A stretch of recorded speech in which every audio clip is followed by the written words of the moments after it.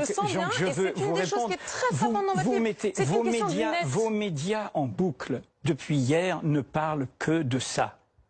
Mais vous en estimez faisant que c'est pas ça, une information, excusez-moi, en faisant ça, loin d'apaiser le pays, vous-même, vous mettez de l'huile sur le feu. Car on humilie des gens qui, depuis 4 mois, gens, peu importe la formule, d'en bas, de peu, de loin, travailleurs pauvres, retraités, femmes nombreuses, qui se déplacent régulièrement les samedis, après ce qu'ils font sur les ronds-points, leurs assemblées, leurs discussions, pour porter une colère, pour porter des questions sociales, des questions démocratiques, qui pour l'immense majorité d'entre eux ne sont pas violents, qui en revanche ont subi des violences illégitimes dont le pouvoir ne dit mot.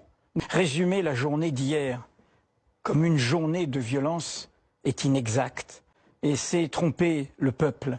La journée d'hier, c'est la plus grande manifestation écologique et sociale mêlant gilets jaunes et militants écologistes. Fin du mois, fin du monde, c'est pour nous le même combat. C'est ça l'événement. L'événement, c'est pas le Fouquet, c'est un kiosque brûlé, saccagé, aussi désolant ce soit pour les salariés du Fouquet. Pourquoi il y a ces violences? Il faut se demander pourquoi il y a ces violences. Laissez-moi, si je peux faire une phrase après l'autre. C'est un grand espace de liberté. Si je peux faire une phrase après l'autre, parce que vous savez, moi, je ne crois pas que tout se résume en 140 signes ou un maintien de l'ordre qui n'est pas un maintien de l'ordre, qui est une répression la plus violente qu'ait connue notre pays, je le dis, depuis le contexte de la guerre d'Algérie. Donc, quelle est la raison de ces violences qui ne s'en prennent pas aux gens, qui s'en prennent à des symboles, symboles de richesse, symboles, je mettrai à part le kiosque. Quelle est la raison?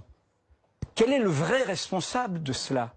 Le pouvoir, son entêtement. Quand il y a un divorce très profond entre un pays profond, justement, et le pouvoir, on crée des vraies respirations démocratiques. On en a, même dans la Ve République, dissolution de l'Assemblée, changement de gouvernement, démission du président, référendum, tout ce que vous voulez. Il y a cette panoplie. Aucune d'entre elles n'est prise par M. Macron, qui a humilié ce peuple. Beaucoup. Les Gaulois réfractaires au changement, c'est bien lui, autant que je sache. Et les gens voient quoi? Sur fond public, le financement d'une campagne électorale permanente, où il dit, d'ailleurs, les enfants, il appelle le public, les enfants, c'est moi qui tiens le micro, c'est moi qui distribue le micro. Il faut quand même comprendre que aujourd'hui, il y a des gens, mais des gens comme vous et moi, mais qui ne sont pas dans la même situation sociale que vous et moi, qui mettent en effet à l'agenda du pays des questions vitales, et des questions essentielles. Quand les possédants, ils veulent jamais lâcher. Vous parlez des possédants, vous parlez des bien, ça existe, mais les classes sociales, ça existe, les gens privilégiés, ça existe, enfin.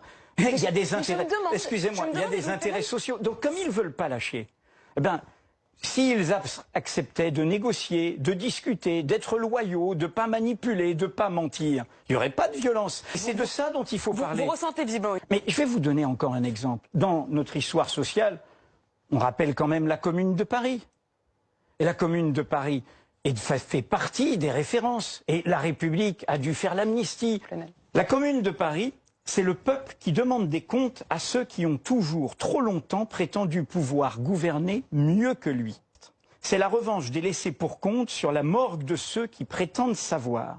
Et il parle de la peur des bourgeois effrayés de tout perdre face à cette irruption spontanée du peuple, des classes laborieuses, des classes dangereuses. Vous savez qui parle en 2003, ainsi, en inaugurant une petite plaque à ceux qui ont été massacrés en masse.